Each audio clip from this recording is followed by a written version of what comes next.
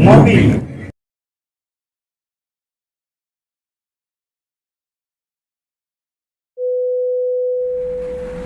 Assalamualaikum warahmatullahi wabarakatuh. Waalaikumsalam warahmatullahi wabarakatuh. Apa kabar teman-teman semuanya dimanapun Anda berada? Jumpa lagi bersama JTV Channel yang tentunya masih dalam acara ngopi. Ngobrol beda.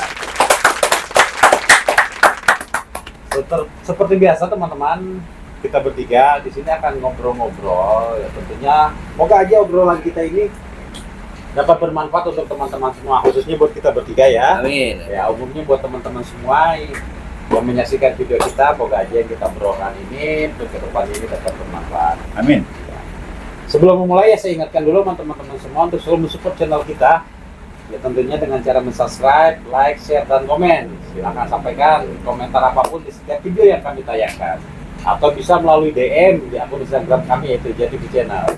Baik memberikan informasi ataupun ingin menyampaikan saran dan kritik silahkan, atau ada ingin menyampaikan bahwasanya ada pembahasan yang mungkin belum diungkap sama kita. Oke. Apa kabar Om Bob? Alhamdulillah sehat. Kang Bolis? Alhamdulillah. Alhamdulillah ya. Moga sehat-sehat selalu ya. Amin. Tetap semangat. Jadi bisa menjalankan aktivitas seperti biasanya. Amin, amin. Seperti biasa kita dalam ngopi ini ya kita ngobrol-ngobrol apa aja, yang penting obrolan itu positif dan bermanfaat. Betul, Kang Pablo. Maksudnya jadi penonton teman-teman yang menyaksikan video kita juga ya mendapatkan satu manfaat dari Apa yang kita bicarakan. Ya ngomong-ngomong, sekarang ini kan kita sudah udah berada di bulan kemerdekaan. Betul, Kang, betul. Beberapa hari ke depan kita akan merayakan Hari Kemerdekaan Republik Indonesia.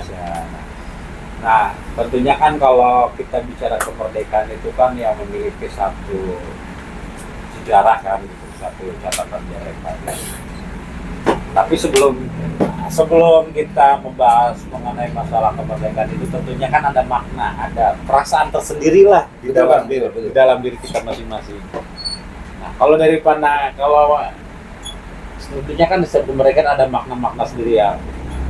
Kalau Om Bobi sendiri memaknai kemerdekaan ini seperti apa ya? Ya, artinya untuk di saat ini ya kita mengisi kemerdekaan ini dengan satu, kita tetap ya perasaan menghargai jasa-jasa dan perjuangan para pahlawan-pahlawan kita yang telah mengorbankan segenap jiwa raganya, harta bendanya. Mereka itu udah tidak menghitung-hitung lagi gitu untuk memperjuangkan kemerdekaan ini. Dan ya dari itu kita harus mengisi kemerdekaan saat ini ya dengan hal-hal yang betul-betul bermanfaat, baik untuk masyarakat luas, juga untuk diri pribadi, dan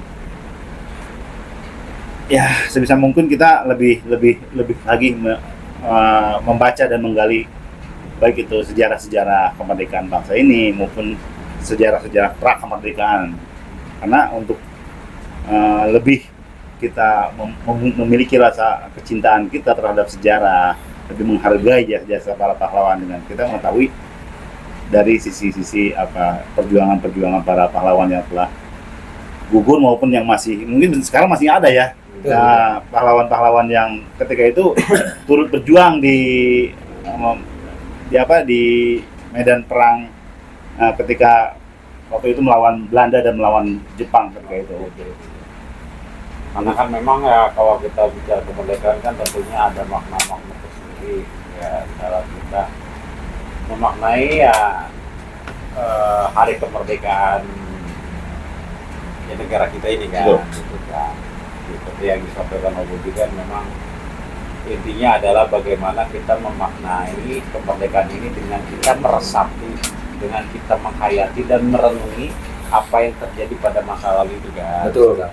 sehingga kita pun dapat merasakannya betapa perjuangan terdahulu itu begitu sangat luar biasa tanpa kenal lelah. Nah itu memang kan kalau kita lihat dari sisi kemerdekaan kan kita tidaknya sudah ada pandangan-pandangan tersendiri ya. Kalau Kang Boris kayaknya agak berbeda nih memaknai kemerdekaannya nih. Ya, betul Kang. Kalau Kang Boris sendiri kalau memaknai kemerdekaan ini gimana nih Kang Boris? Saya pribadi memaknai kemerdekaan ini dengan satu budayanya Kang. Setahun sekali kurang ditunggu Anda panjat pinang Kang. Iya. Oh jadi perayaan peringatannya itu Iya, tahun betul. lo. Coba itu kan setahun sekalinya eta dirayakeun panjat pinang eta dalam contoh lah orang-orang ya generasi sekarang memperjuangkan naik manjat panjat pinang itu demi mendapatkan sesuatu di atas, samalah mungkin kayak orang-orang terdahulu kita demi mencapai sesuatu harus bekerja keras kan gitu. Nah, jadi artinya apa filosofinya bersatu padu gitu. Ya, satukan kekuatan lah, untuk mencapai suatu tujuan itu betul, kita kan? dengan bersatu gitu. Iya betul Kang. Soal itu mungkin. Iya betul Kang. Soalnya di dalam mungkin kalau untuk ya Pak hal ditunggu-tunggu ya Kang ya perayaan setahun sekali dengan budaya panjat pinangnya itu Kang lebih seru kan setiap ya, memang setiap kita merayakan ulang tahun kemerdekaan negara kita itu selalu ada berbagai macam perlombaan. Ya, yang dimeriahkan lah. Ya dalam artian dalam bentuk merayakannya, dalam bentuk memeriahkannya, mungkin dalam bentuk rasa bersyukur juga. Berbagai macam perlombaan. Ya. Setiap kampung dari tingkatan RT, RW, itulah hampir di seluruh pelosok. Tapi memang dari semua perlombaan yang yang ada yang sering ya mungkin dari tiap tahun ke tahun biasanya suka ada inovasi berbagai macam perlombaan. Cuma yang selalu bertahan itu ada cuma satu perlombaan yang tak pernah lekang oleh waktu. Perlombaan balap kerupuk. Kalau balap kamu udah ada inovasinya, tapi perlombaan makan kerupuk itu dari dulu sampai sekarang ya kayak begitu ya. Dari anak kecil sampai level pejabat pun yang mengadakan ya perayaan juga kan, seperti tahun kemarin kita lihat lah banyak di TV yang mana instansi-instansi juga mengadakan ya perlombaan seperti itu yang namanya balap kerupuk itu tidak pernah hilang. Balap makan kerupuk ini. Sepertinya semacam ada filosofi tersendiri ya dari dari lomba makan kerupuk itu ya. Soalnya susah juga Kang ya, susah digapainya mungkin. Soalnya kan kerupuk itu enteng ya, diikat terus ke ketiup sama angin ya susah lah untuk mencari menggapainya itu, memakannya itu. Mungkin di situ Kang filosofi yang lebih yang lebih diingat lah. Soalnya kan kerupuk itu enteng, terus ketepak angin juga kan enteng dah berjalan goyang sendiri. Apalagi panitianya suka iseng di gini. Iya, goyang-goyangin apalagi itu yang lebih susahnya kan. Ya, itu memang satu hal yang unik ketika kita bicara mengenai ulang tahun kemerdekaan kita ini, khususnya memang perlombaan itu. Makanya saya sempat berpikir ini kok balap kerupuk ini kayaknya tak pernah lekang oleh waktu ya. Iya betul. Dari zaman saya kecil sampai sekarang saya udah segede gini, kan? Itu lomba balap kerupuk sebetulnya ada apa di balik makna gitu kan? Dalam artian ini yang selalu tak pernah hilang. Kalau saya sih sempat berpikir gini, memaknai lomba balap kerupuk ini adalah memaknai bagaimana pengorbanan para pejuang-pejuang terdahulu dalam bagaimana pada saat dulunya mengalami satu fase di mana dijajah dan sebagainya untuk mendapatkan asupan gitu kan. Itu kan dengan kondisi kalau dengan tangan kan nggak boleh bergerak begini, tangan diikat, terus makan itu kan seperti kondisi yang memang betul-betul terkekang pada saat itu, dan untuk untuk asupan untuk makan pun pada masa itu begitu sangat sulitnya. Jadi sehingga generasi ini biar merasakan gitu kan seperti itu. Walaupun cuma kayak ya mungkin kayak Kang Bos tadi bilang enteng atau susah, intinya merasakan bagaimana dari payah dulu untuk mendapatkan asupan atau makanan itu betapa sulitnya gitu, karena pengekangan yang begitu sangat luar biasa. Mungkin kalau saya sih berpikirnya seperti itu untuk memaknai dari perlombaan balap kerupuk ini. Bahkan di perlombaan itu ada juga yang lebih susah, hampir semuanya Kang yang lebih hampir susah. Semuanya. Satu panjat pinang, yang kedua balap kerupuk, yang ketiga itu balap karung, yang keempat nih nalok kelereng di dalam sendok itu, Ya. ya sambil berjalan. Itu susah-susah gampang juga itu.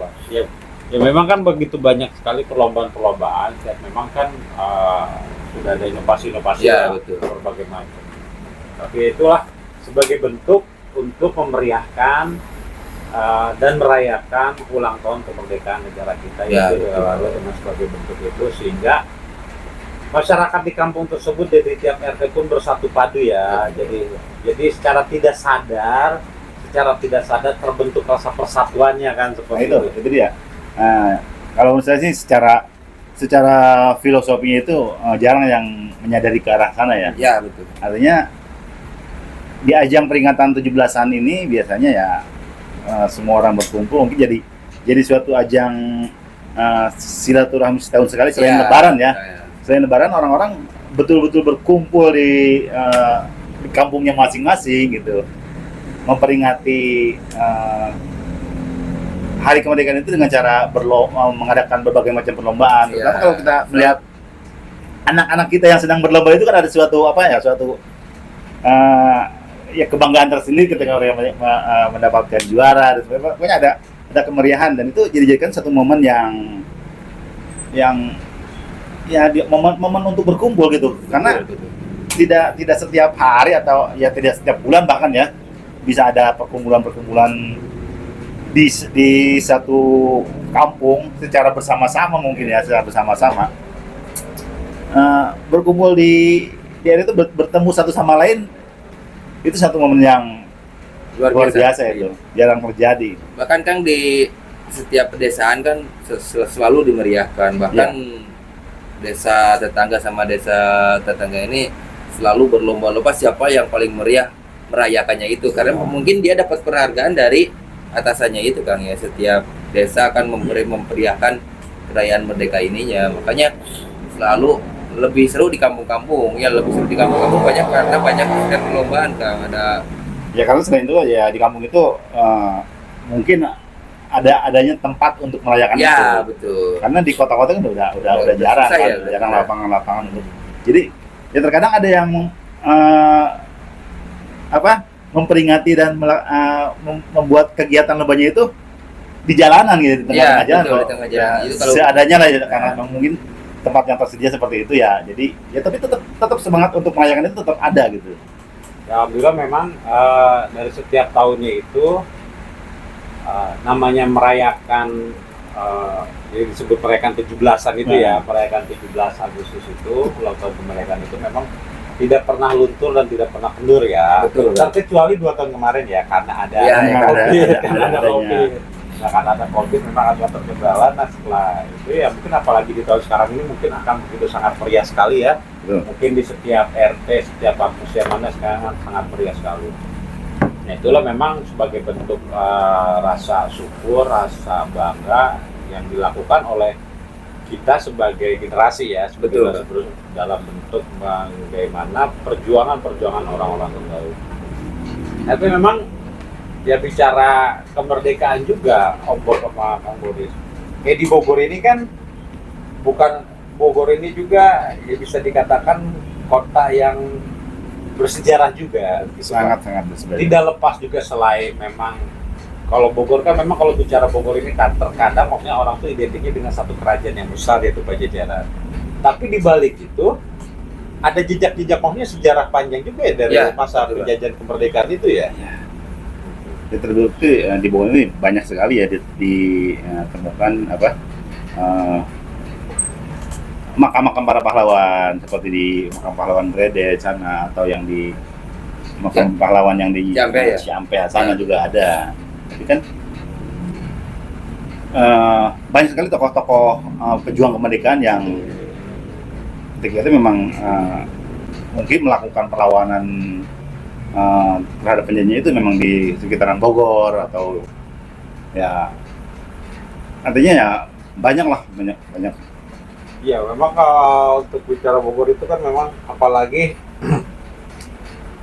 di Bogor ini kan ada sebuah tempat yang dikatakan yang namanya Museum Peta itu kan. Ya, Museum betul. Peta yang dimana di Bogor mulalah awal mula cikal bakalnya tentara peta itu kan pembelaan Ya. PKN. Itu kan sebagai salah satu bentuk catatan sejarah bahwasanya Bogor, kota Bogor ataupun Kabupaten Bogor yang tidak begitu besar ya gitu kan. Tapi ada juga dalam artian memiliki sejarah juga di dalam perjalanan bangsa ini, perjalanan menuju kemerdekaan ini. Bahkan itu juga Kang ada ya sampai sekarang yang masih dimanfaatkan untuk dilalui Kang. Salah satu terowongan yang ada di Sempur itu Kang untuk penyeberangan kan, terowongan penyeberangan itu kan sama peninggalan juga kan. Masih banyak peninggalan terdahulu masih dipergunakan sampai sekarang kan ya. Nah memang kan apalagi kan bahwasanya tokoh-tokoh pejuang-pejuang di Bogor pun ternyata nggak sedikit juga. Iya. Banyak di Bogor ini, banyak sekali tokoh-tokoh pejuang yang ikut berperan serta dalam melawan penjajahan terdahulu ya. Ya seperti yang mungkin yang terkenal lah di Bogor itu adalah sosok seorang Kapten Muslihat gitu, yang sampai dibuatkan patung yang tadinya sih di Taman Topik karena cuma karena udah jadi alun-alun Ya. digeser patung, tapi tetap dibangun itu patungnya kan seperti itu. Itu satu pejuang yang bahwasanya ikut berperan serta dalam melawan pertempuran penjajahan terdahulu kan. Ya bahkan seperti satu tempat yang bersejarah adalah Istana Bogor sendiri kan. Ya. Wah, Istana Bogor juga kan memang itu Sangat erat kaitannya dengan perjuangan kemerdekaan sangat Indonesia. erat. Karena kan waktu itu memang dipergunakan oleh Belanda kan. Betul. Oleh kolonial Belanda. Nah itulah memang kalau di wilayah Bogor ini juga kan memang sangat banyak juga ya, banyak selain tokoh-tokohnya banyak juga memang tempat-tempat bersejarah seperti yang Kak Boris tadi bilang, seperti terowongan Sempur, Iya. terowongan Sempur yang memang dibangun oleh pihak Belanda Kalau pada itu kala memang bukan hanya sekedar membangun terowongan ya, itu satu paket dengan pembangunan jembatan Otista itu, bukan Otista, jembatan Sempur itu ya. Sempur itu. Jalan-jalan Dia- empat kalau sekarang mah ya. Dia posisinya ada di bawah jembatan penyeberangan kendaraan itu. Makanya sampai sekarang dimanfaatkan untuk warga untuk menyeberang itu Kang ya. Ya. Soal biar biar gak Jadi Enak dari lokasi trotoar Kebun Raya Bogor itu, kalau menyeberang ke Jalan Harupat Sempur, jadi melalui terowongan itu Ya, tanpa harus melalui itu ya. Ya seperti ya kita bicara jejak-jejak perjuangan kemerdekaan terdahulu, yang dimana banyak sekali tempat-tempat yang merupakan itu adalah memang peninggalan bersejarah juga. Betul. Peninggalan bersejarah salah satunya kan tadi yang disampaikan sama Kang Boris mengenai terowongan Sempur yang dibangun oleh Belanda seperti itu. Tapi di balik itu kan berupa ya jembatan, lorong Betul. gitu kan. Ya akses dan sebagainya tuh. Tapi memang di balik itu juga ada tempat yang lain kalau nggak salah itu terdapat banyak bunker juga ya. Oh ya betul Kang, betul. Banyak bunker juga kan di kota Bogor ini ya, peninggalan yang masih ada sampai sekarang ya. terutama Yang ditelusuri juga kan. ya Betul, kita sempat menelusuri juga ke sana. Terutama di sekitaran Batu Tulis. Betul tulis. Sekitaran Batu Tulis itu banyak sekali terdapat bunker-bunker. Karena itu ada yang mengatakan itu adalah peninggalan Belanda, bahkan ada juga yang mengatakan bahwa itu adalah peninggalan dari Raja Jepang. Oh, Jepang ya. Jepang. Ya gimana tuh? Maksudnya Kang Boris sama Om Bob yang pernah datang ke sana langsung datang ke tempat tersebut ya. Datang ke tempat tersebut, ya apalagi Om Bob bilang ada banyak ya. Iya, Bukan ada banyak. Ya mungkin kan bisa diceritain nih kepada kita semua gitu kan. Dalam artian ada kalau namanya banyak kan berarti lebih dari satu. Hmm. Nah, itu kira-kira ada berapanya, terus bagaimana tempatnya gitu dan apa informasi gitu kan mengenai tempat-tempat itu. Ya, kalau untuk lokasi bunker mandiri, alhamdulillah Kang terawat ya, alhamdulillah terawat, bahkan kami sudah Masih di Batu Tulis juga tuh, Bang? Iya masih di Batu Tulis juga.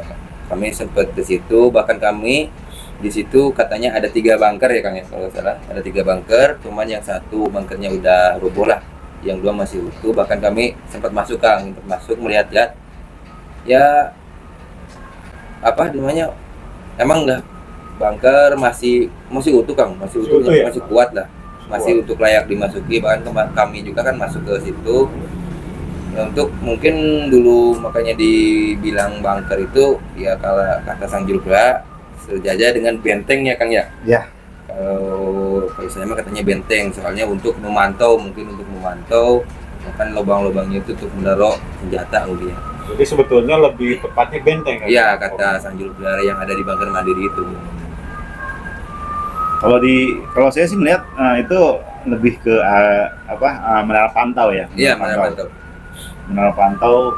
Cuman uniknya kalau di lokasi Batu Tulis ini karena posisinya dia persis di belakang dari titik yang dikatakan dengan Lost Kingdom Iya. dari Pakuan itu kan. Iya.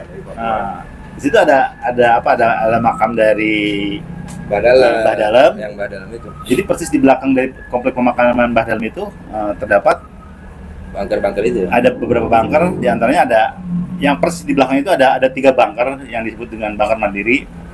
Dan sekarang memang yang tersisa hanya tinggal 2 ya.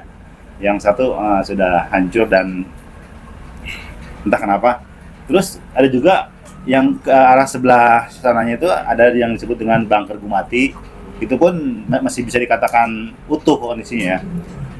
Terus ke arah sebelah kanannya juga ada terdapat beberapa bunker yang lokasinya persis di belakang istana Batu Tulis. Sekarang ya. Istana Batu Tulis. Dia ada disebut dengan bunker Puri Mandiri. Puri. Iya, Puri. Bunker Puri. Puri lah, bunker Puri ya. Bunker Puri. Cuma Situ- sayang Disesuaikan dengan nama Istana Batu Tulisnya ya? ya, betul. Ya mungkin karena istana Batu itu kan disebutnya Purihing Bima Sakti ya. Iya, yang Bima Sakti. Ya kalau yang di bunker Puri cuman bentuknya udah gak utuh Kang ya. Soalnya udah ketimbun tanah kan, nggak dia kayak udah di bunker tanah dan Mandiri. udah ada kerusakan-kerusakan. Itu tepatnya persis di belakang Istana Batu Tulisnya atau agak ke Samping gitu. samping atau Kalau untuk bunker Puri itu persis di belakang pagar istana itu. Betul. Belakang pagar Posisinya di istana belakang persis. pagar Di istana. atasnya rel kereta arah Sukabumi Kang ya. Nah, di bawahnya itu Di rel kanan. Sukabumi. Jadi posisinya memang ada di tebing, Kang. Memang ada di tebing dan satu tidak ada penunjuk jalan. Yang kedua ya lokasinya lumayan sulit dijangkau Iya, juga ya. betul. Berarti waktu itu Kang Boris sama Om Bobi sampai ke belakang menyusuri itu Iya, betul Kang. Ya. untuk ya dalam artian melihat dari bunker Puri itu yang di belakang Istana Batu Tulis. Karena memang kami mendapatkan petunjuk itu dari ketika itu dari juru pelihara dari Cipulus ya. sumber mata air Cipulus. Di mana dia mengatakan bahwa persis di belakang Istana Batu Tulis itu ada bunker yang disebut dengan bunker Puri.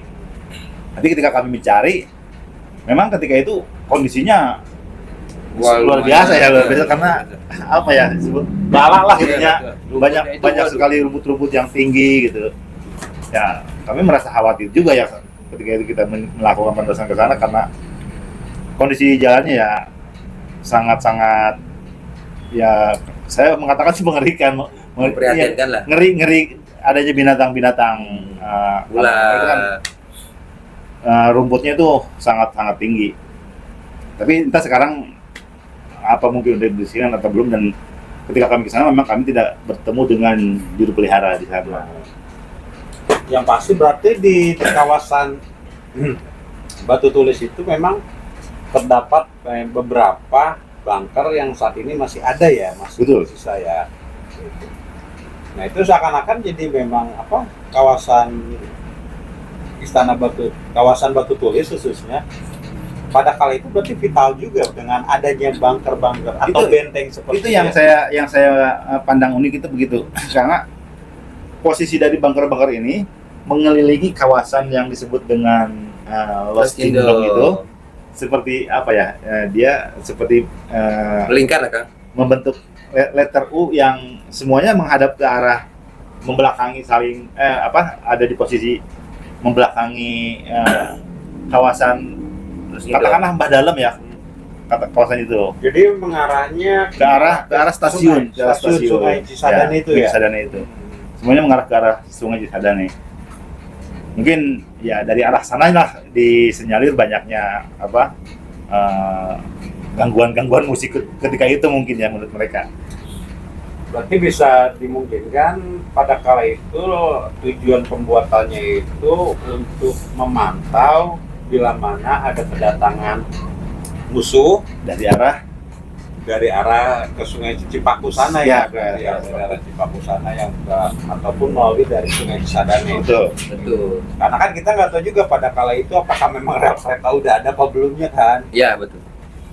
Kalau ketika kalau itu memang Bangker merupakan peninggalan zaman Belanda, zaman Jepang, saya rasa rel kereta memang sudah ada. Karena rel kereta arah Sukabumi Bogor itu memang dibangun oleh Belanda ketika itu. Betul.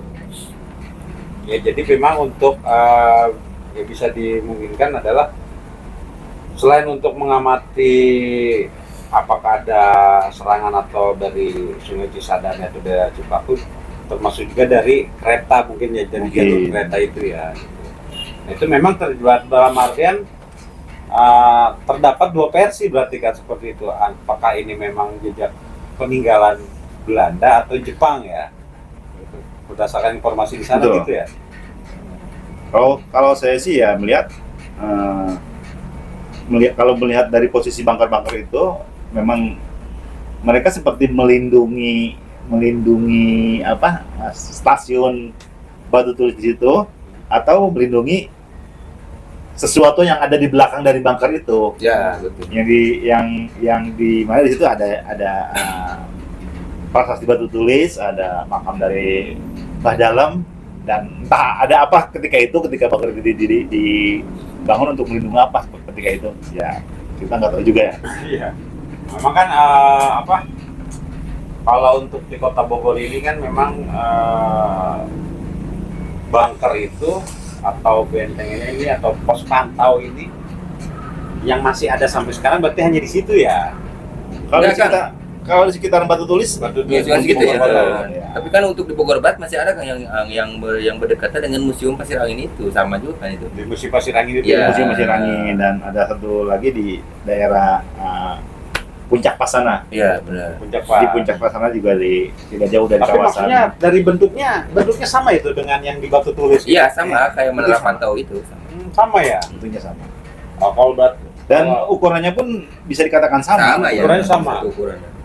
berarti satu pabrikan kalau kayak gitu. Bisa Iya, jadi. kan bentuk coran batunya juga hampir sama Iya. kan ya. Ya. Ya dalam artian pada masa fase yang sama gitu. Iya. Orang yang membuat. Ketika bangunan bentuknya dengan struktur dan modelnya itu sama, ya berarti memang dibuatnya itu pada masa yang sama kan. Iya. Gitu. Kalau misalkan berbeda kan tadi kan ya bisa dikatakan yang seperti yang di Batu Tulis ada yang katakan Belanda, ada yang katakan Jepang. Iya. Tapi ternyata dengan yang di Museum Pasir Angin pun ternyata sama kan seperti itu. Jadi berarti dimungkinkan itu ada memang lebih mungkin lebih mendekatinya itu memang Belanda ya. Betul.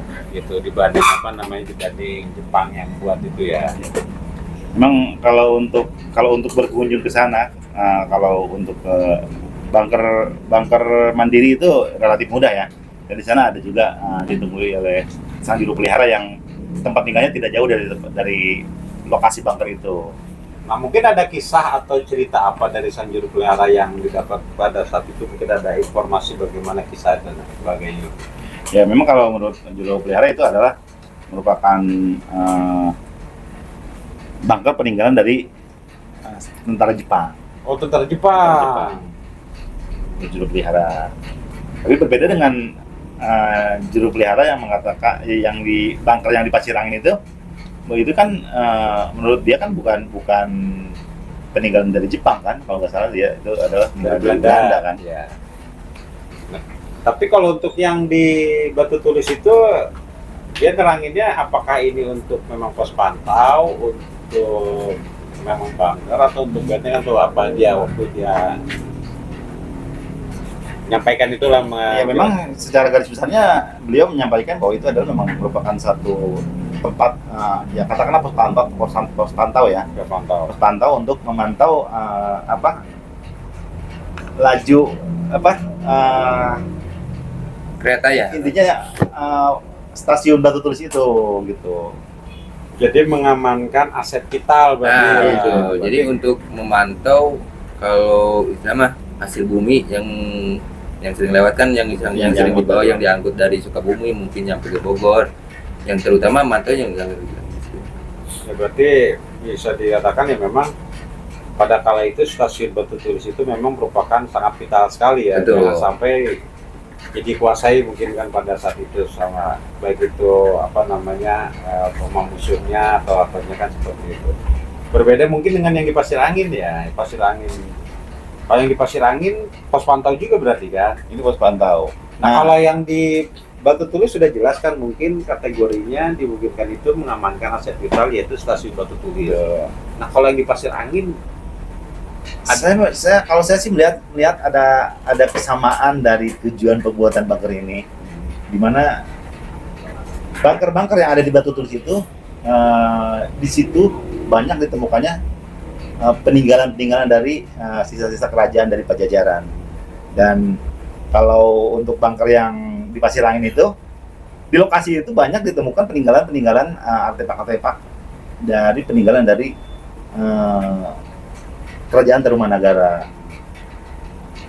Cuman kita nggak tahu ya, itu sebetulnya bunker itu untuk melindungi apa ketika itu atau mungkin saja ya melindungi hasil-hasil galian dari temuan-temuan sejarah itu loh ya.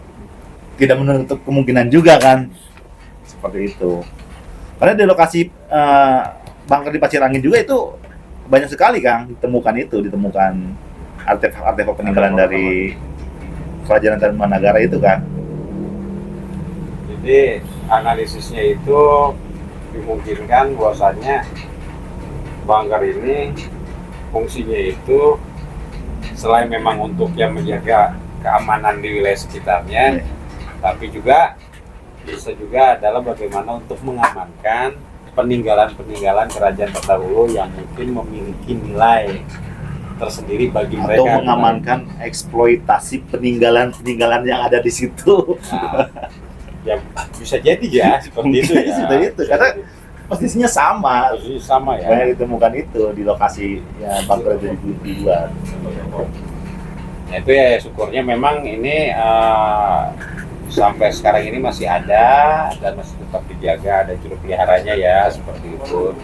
Ya itu kan sebagai satu bukti sejarah juga yang patut memang sama-sama apa namanya kita sebagai generasi bisa memaknainya kan. Betul kan, betul kan. Apalagi mengenai ada tragedi apakah di situ, bagaimana kisahnya kan seperti itu. Nah itulah memang menariknya kita coba menggali informasi-informasi yang keterkaitan dengan sejarah kan seperti itu.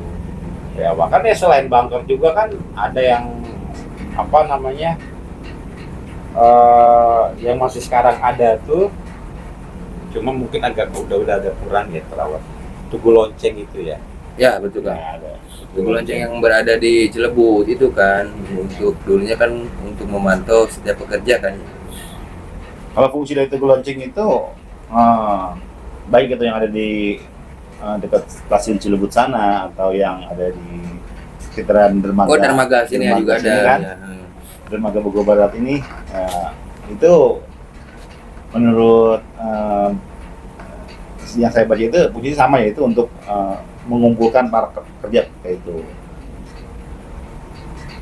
Yang pasti itu adalah peninggalan Belanda ya. Peninggalan Belanda itu. Peninggalan yang dibuat sama Belanda pada saat menguasai wilayah kita Ya, gitu kan, jadi- pada saat menguasai wilayah. Jadi tuan tanah kalau nggak salah namanya itu Van Botman, kalau nggak salah Van Botman itu dia mempunyai ratusan hektar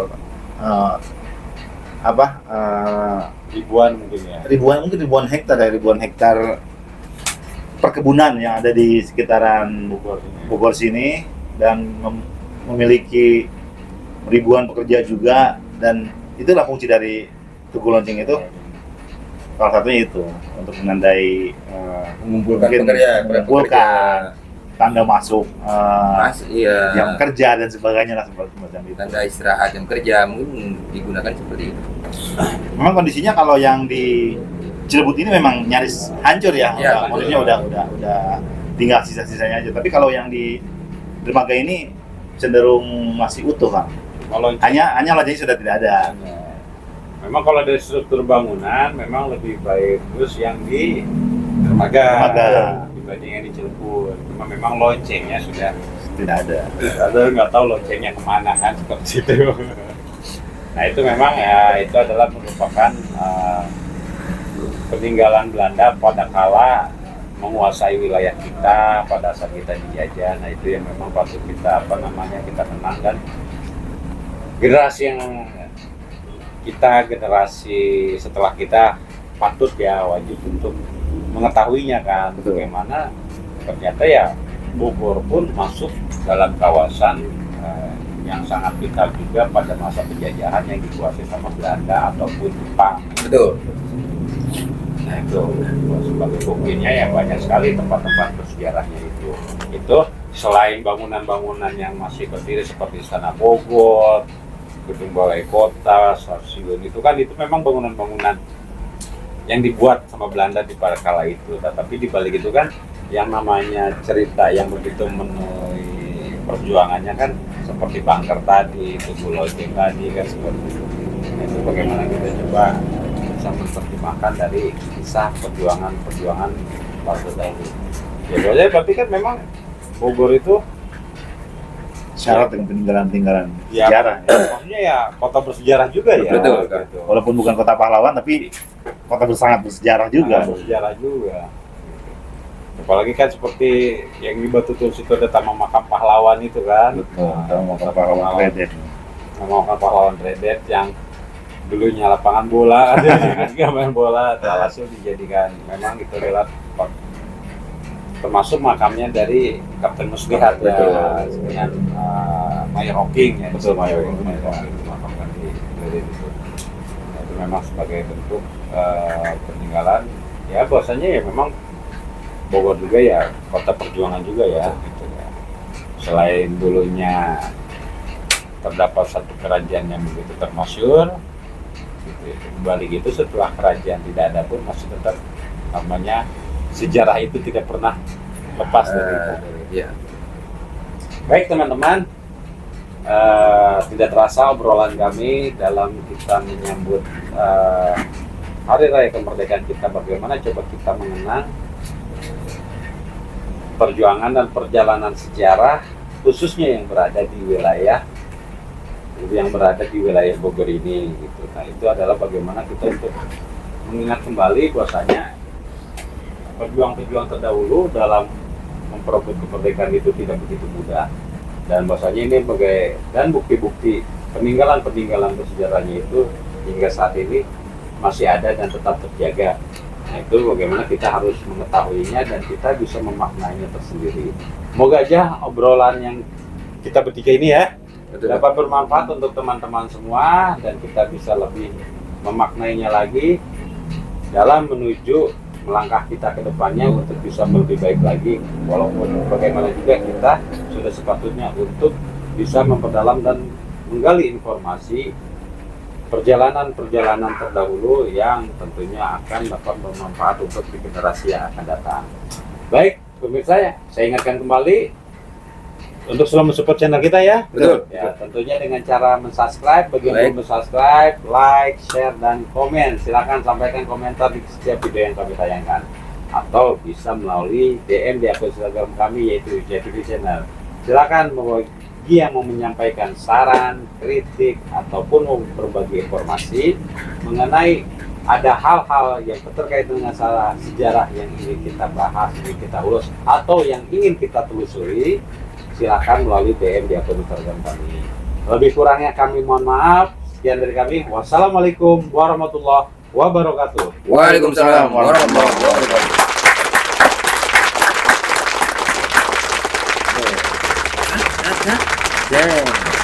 Oke.